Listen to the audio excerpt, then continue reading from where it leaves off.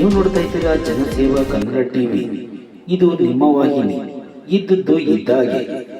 ಮಂಡ್ಯದ ಸಮಗ್ರ ಅಭಿವೃದ್ಧಿಗಾಗಿ ಪಣ ತೊಟ್ಟಿರುವ ಮಂಡ್ಯದ ಜನಪ್ರಿಯ ಶಾಸಕರು 93 ಲಕ್ಷ ವೆಚ್ಚದ ರಸ್ತೆ ಹಾಗೂ ಚರಂಡಿ ಕಾಮಗಾರಿಗೆ ಶಾಸಕರಾದ ಪಿ ರವಿಕುಮಾರ್ ಗಣಿಗಾರ್ ಅವರಿಂದ ಗುದ್ದಲಿ ಪೂಜೆ.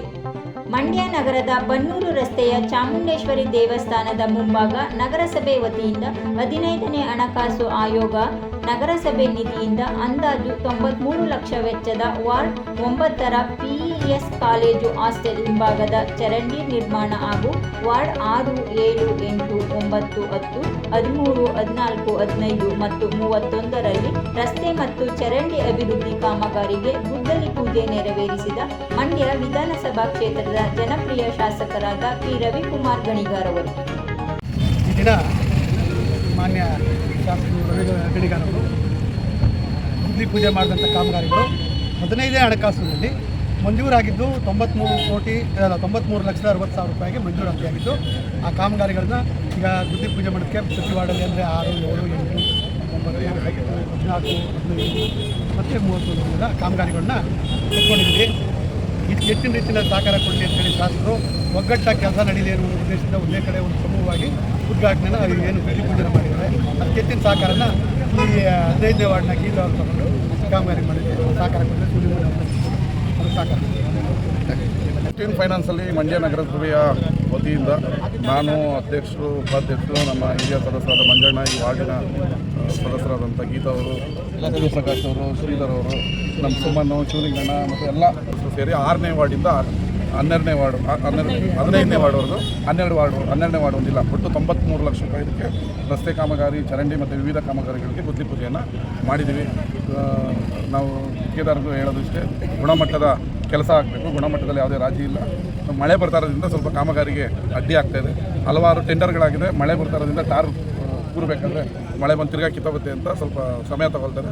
ಬಟ್ ಮಂಡ್ಯ ನಗರದ ಎಲ್ಲ ರಸ್ತೆಗಳನ್ನು ಕೂಡ ಅಭಿವೃದ್ಧಿಯನ್ನು ಹಂತವಾಗಿ ಮಾಡ್ತೀವಿ. ಈಗ ನಿಂತಿರುವಂಥ ರೋಡನ್ನು ನಮ್ಮ ರೂರಲ್ ಪೊಲೀಸ್ ಸ್ಟೇಷನಿಂದ ಅಪ್ ಟು ಕನಿಕಾ ಪರಮೇಶ್ವರಿಯಿಂದ ಗೌರಿಶಂಕರ್ವರೆಗೂ 2.25 ಕೋಟಿಯಲ್ಲಿ ಈಗ ಆಲ್ರೆಡಿ ದುಡ್ಡನ್ನು ಬಿಡುಗಡೆ ಮಾಡಿದ್ದೀವಿ. ಅದು ಟೆಂಡರ್ ಆಗಬೇಕು. ಟೆಂಡರ್ ಆಗಿದ ತಕ್ಷಣವೇ ಒಂದು ಸುಸಜ್ಜಿತವಾದ ಫುಟ್ಪಾತು, ಎರಡೂ ಕಡೆ ಲೈಟನ್ನು ಚೇಂಜ್ ಮಾಡ್ತಾಯಿದ್ದೀವಿ.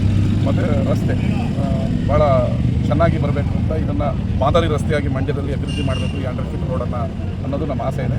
ಅದಕ್ಕೆ ಪ್ರಾಯೋಗಿಕವಾಗಿ 2.25 ಕೋಟಿಯನ್ನು ಹಾಕಿದ್ದೀವಿ. ಶೀಘ್ರದಲ್ಲೇ ಟೆಂಡರ್ ಮುಗಿದು ಈ ರಸ್ತೆಯನ್ನು ತಗೊಳ್ತೀವಿ. ಹಾಗೆ ಒಂದು ಹೌಸಿಂಗ್ ಬೋರ್ಡಲ್ಲಿ 1 ಕೋಟಿ ರೂಪಾಯಿಯನ್ನು ಮೀಸಲಿಟ್ಟಿದ್ದೀವಿ. ಯುವಕರಿಗೆ ಆಟದ ಮೈದಾನವನ್ನು ಫೆಡ್ಲೈಟ್ನಲ್ಲಿ ಮತ್ತು ಗ್ರೀನ್ ಮ್ಯಾಟಲ್ಲಿ ಮಾಡಿಕೊಡ್ಬೇಕು ಅಂತೇಳಿ ಅದನ್ನು ಎಸ್ಟಿಮೇಟ್ ನಡೀತಾ ಇದೆ. ದುಡ್ಡು ಆಲ್ರೆಡಿ ಸ್ಯಾಂಕ್ಷನ್ ಮಾಡಿದ್ದೀನಿ. ನನ್ನ ವಿಶೇಷ ಅನುದಾನವನ್ನು ತಗೊಂಬಂದಿದ್ದೀನಿ 1 ಕೋಟಿಯನ್ನು.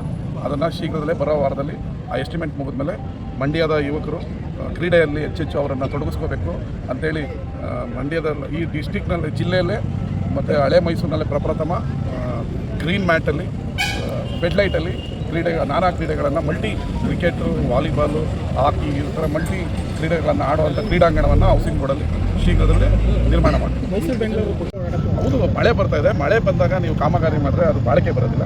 ಅದಕ್ಕೆ ನಾವೇ ತಡ ಮಾಡಿದ್ದೀವಿ. ಮಳೆ ಬರೋದು ಬಿಡೋದು ಆಗ್ತಾಯಿದೆ. ಮಳೆ ನಿಂತ ಮೇಲೆ ಅದು ನೀವು ಯಾರು ಊಹಿಸ್ತಾ ಇರೋವಂಥ ಅತ್ಯುತ್ತಮವಾದ ಫುಟ್ಪಾತು ಮತ್ತು 7 ಕೋಟಿ ರೂಪಾಯಿ ಎಕ್ಸ್ಟ್ರಾ ಕೇಳಿದ್ದೀವಿ. ಮೊದಲು ಕಬ್ಬಿಣದ ಗ್ರಿಲ್ ಇತ್ತು, ಅದನ್ನು ಸ್ಟೀಲ್ ಗ್ರಿಲ್ಲಾಗಿ ಮಾಡಬೇಕು. ಮತ್ತು ಮೊದಲು ಒಂದು ಸಾಮಾನ್ಯವಾದ ಇದು ಏನಂತಾರೆ ಸರ್ಕಲ್ಗಳನ್ನ ಅಭಿವೃದ್ಧಿ ಪಡಿಸೋದು ಅನ್ನೋದು ಹಾಕೊಂಡಿದ್ರು. ನಾವು ಇವಾಗ ಅದಕ್ಕೆ ಹೈಟೆಕ್ ಸ್ಪರ್ಶ ಕೊಟ್ಟಿದ್ವಿ.